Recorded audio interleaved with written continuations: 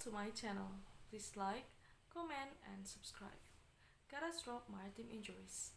In some instances, an offshore accidents can cause injuries that are so serious that they change a person's life permanently.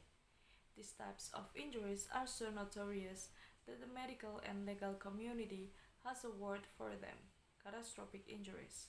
When a person has this type of offshore injury, the injuries will likely impact the rest of their life. In some instances, certain injuries mean that a person will not be able to earn a living with physical work as they once did not. In other cases, it means that every aspect of a person's life is impacted by the severity of their injuries.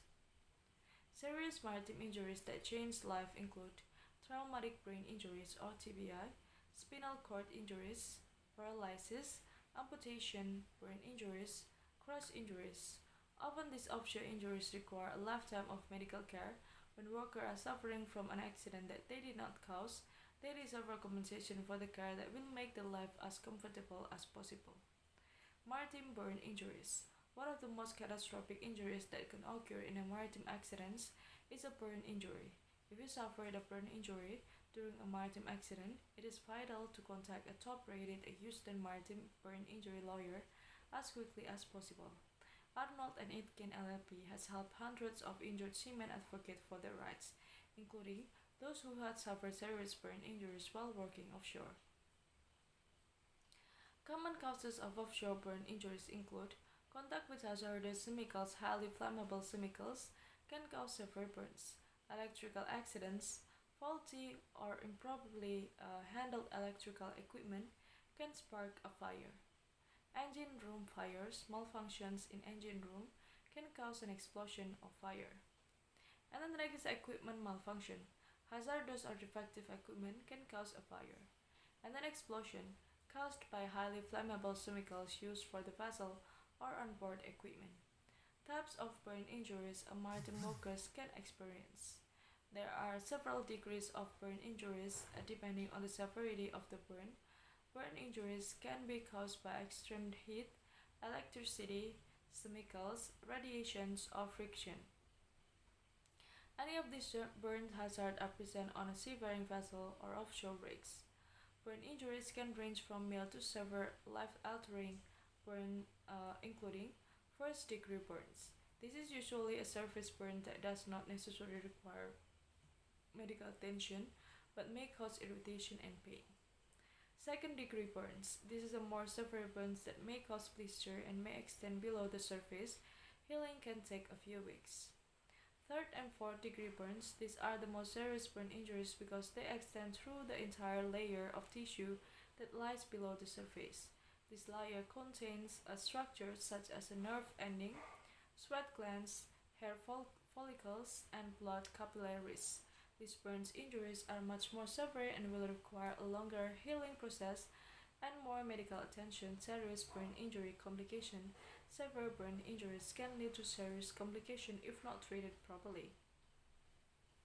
Third or fourth degree burns complication include hypothermia resulting from the loss of a body heat due to the damaged skin, hypothermia from damaged blood vessel causing your body to lose blood and other fluids, infection resulting from the lack of protective barriers due to the damaged skin.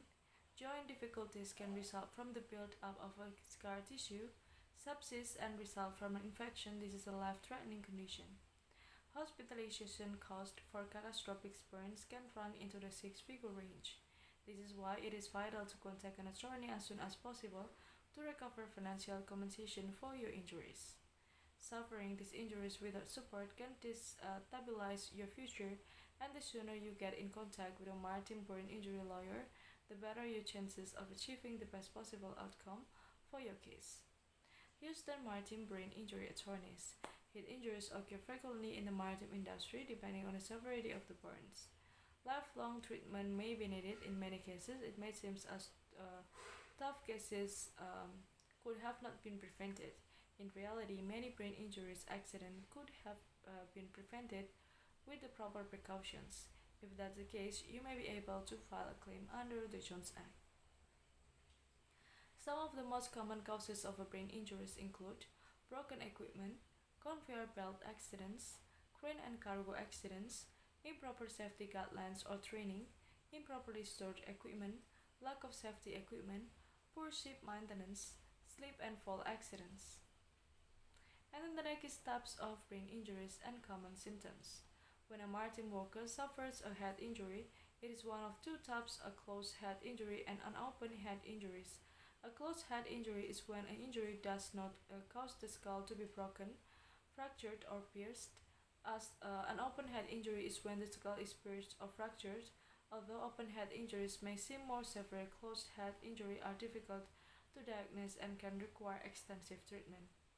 Common symptoms of brain injury include cognitive damage, memory loss, trouble with concentration and attention, sensory system, loss of vision, hearing loss or loss of taste or smell. Physical symptoms: seizures, headache, paralysis, insomnia, chronic pain or language difficulties. Behavioral or emotional symptoms: irritability, anger, depression, and dramatic mood swings. Any level of brain damage can have a serious impact on an employee's daily life, altering their personality and the ability to make a living. When a brain injury happens because an employer or a co-worker was negligent, it is vital to injured people to hold at-fault parties accountable for their own sake, the sake of other employees, and the sake of the loved one they support. Maritime amputation injury lawyers. Although not all maritime injuries are caused by negligence, amputation injuries often are. If an employer or vessel owner fails to maintain equipment, train the crew, or create a safe work environment, it can cause serious injuries that require amputation. Some of these accidents may be caused due to the following: unsecured cargo, navigation collisions, lack of safety and equipment training, defective and malfunctioning equipment. It is vital to work with equipment and machinery that is generally maintained so that it is working correctly. It is the employer's responsibility to ensure that workers are properly trained to use the equipment. If your employer has not met his standards and you lost a limb as a result, he or she was negligent, should be held accountable. Amputation treatment. Surgery is required to treat a lost limb or to amputate a limb. Once you have had surgery, you may still need extensive physical and emotional therapy to help you adjust to the new reality of missing a limb or using a prosthetic limb. These payment costs can be difficult for an injured maritime worker to handle, especially while supporting a family. Our firm often has to help our clients rebuild their financial security in the wake of costly medical treatments. This is why it is vital to contact a maritime amputation injury attorney as soon as possible, and the recovering compensation for amputation injuries. If you suffered severe injuries in a maritime accident that require amputation, you have the right to receive compensation. Lost limb is a financial costly loss. Patients face treatment costs for the rest of their lives. Under maritime law, you have several avenues for recovering damages, especially if negligence is involved. Since maritime law is different from laws on land, it is vital to contact an experienced maritime amputation injury attorney as soon as possible to help you receive the best possible result for your case. Understanding maritime injuries. In 2013, the Centers of Disease Control released a report examining fatal maritime injuries from 2003 until 2010. It found that those working in the offshore oil and gas industry are 7 times more likely to die than workers in other industries. However, the oil and gas industry is not the only common sector for maritime injuries. Anytime people are on a vessel or working in a maritime industry, dangerous conditions are present, and vessel owners and employers must take appropriate measures to protect them. Those in charge of a vessel are responsible for maritime injuries. Vessel owners and employers must ensure they provide safety training for workers and ensure that their ships and rigs are seaworthy. This is true even in the face of natural disasters and heavy weather like hurricanes and tropical storms. Rough seas are no excuses for a vessel capsizing or sinking if the owner knew of the storm and failed to evacuate crew or take measures to avoid it. I think that's all guys information that I can say to you. Thank you so much guys for watching. Don't forget to share this video to your friends, family and your loved one. Maybe then information about maritime topics. When you share this video to them, it means you already help them to get through their problems. Thank you so much guys for watching. Don't forget to give a like, comment and subscribe to this channel. Bye bye guys, see you in another video.